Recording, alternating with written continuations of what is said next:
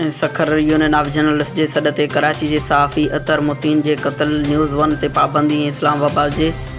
सहाफ़ी मोहसिन बेग जी गिरफ़्तारी ख़िलाफ़ सोबोदरो यूनियन ऑफ जर्नलिस्ट पारां प्रेस क्लब रानीपुर ॾाढो एहतजाजी मुज़ाहिरो कयो वियो।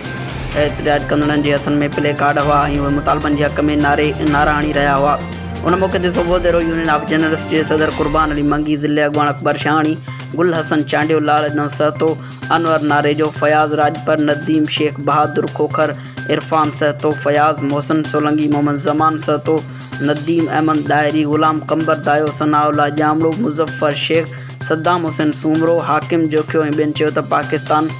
सहाफ़ियुनि लाइ मक़तलगाह बणिजी वियो आहे ऐं रोज़ानो सहाफ़ियुनि ते तशदुद ऐं क़त्ल जा वाक़िया वधी रहिया आहिनि, पर हुकुमरान ख़ामोश तमाशे बणियल आहिनि। उन्हनि चयो त कराची जे सहाफ़ी अतहर मुतीन जे क़ातिलनि खे जल्द गिरफ़्तार कयो वञे,